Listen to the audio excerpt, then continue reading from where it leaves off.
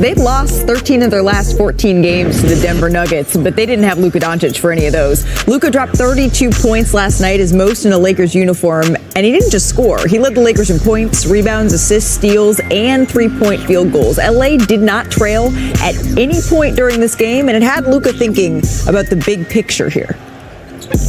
I think our goal is to win championship, and that's our only goal. And I think we have the team for that. Obviously the chemistry with me and the guys, is going to take a little time still. But, like you saw today, I think it's getting better and better.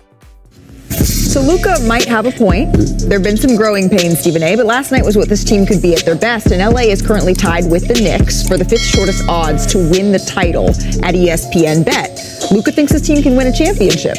Do you? I don't, but I'm not definitive about it. After what I saw last night, I was shocked. Let me be the first to apologize to the Los Angeles Lakers. I did not see them being capable of that. I got news for y'all. The Lakers, an NBA best, 14 or 15 and 4 since January 15th. The Denver Nuggets came into the game on a winning streak, averaging 128 points, got held to 100, so they got to playing defense as well. I mean, it's only the second victory for the Lakers against the Nuggets in the last 15 outings. LeBron James looks absolutely sensational. I mean, he's 40 going on 30. It's unreal what I'm seeing. And I'm going to say this right here, right now. J.J. Redick is a candidate for Coach of the Year. He is just doing a hell of a job. And Big Perk enlightened me about how brilliant they are offensively compared to what they were last year. Defensively, not so much, but that wasn't the case last night. If that Los Angeles Lakers team shows up in the postseason, look the hell out. And I'm not going to be mad about having to be in Southern California. Two big things. One, over the last 18 games, they are the number one defensive team in the league. Now, it's hard to believe that because Anthony Davis has been gone for most of those. And that is not a relic of AD's team. They're doing it despite being very small in the interior because they're so big on the perimeter, because Dorian Finney-Smith and Jared Vanderbilt come in there and give J.J. Redick some options. Secondly, last night, they got Luka to be Luka again. What I mean by that is he wasn't just a ball mover who was trying to play turns with Austin Reeves and LeBron. He said, I'm going to be the dominating force. Everything ran through him last night. This is the way they've got to play. I thought this would be something that would happen later in the season. JJ got him to do it. Last night, he was completely different. His demeanor was different. I'm going to tell you something. Tuesday night, the Mavericks are going to be here. Luka's going to be here. Luka's going to put on the show. The Mavericks just gave up 126 points. They're missing their three best interior defenders. Luka's going to put on the show. They're coming off that big win. Look out. Mind the game and respect the game. That's exactly what J.J. Redick is doing right now. He's a top 10 coach in the NBA today. I saw a report after the game. He said as soon as they had their win on Thursday against the Portland Trail Blazers, he didn't get hardly any sleep because he started preparing for the Denver Nuggets.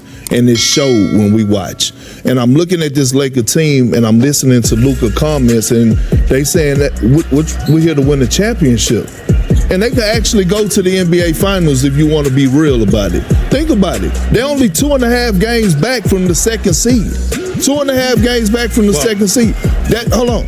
With Luka getting in shape, getting his legs up under him, with a LeBron James playing the way that he's playing, a happy LeBron James, it ain't far-fetched. And when you think about the game plan, and this is just, I know it's just been an appetizer, but again, we saw when the Knicks played the Lakers on set, and what J.J. Redick and that system did to Karl Anthony Towns, then we saw it last night. That was Jokic's worst game, in my opinion. He only got 7 shots. That was his. He only got 7 shots. That was his worst game that I've seen in the last 2 years. Well, the bigger issue is you and what you point to about defense.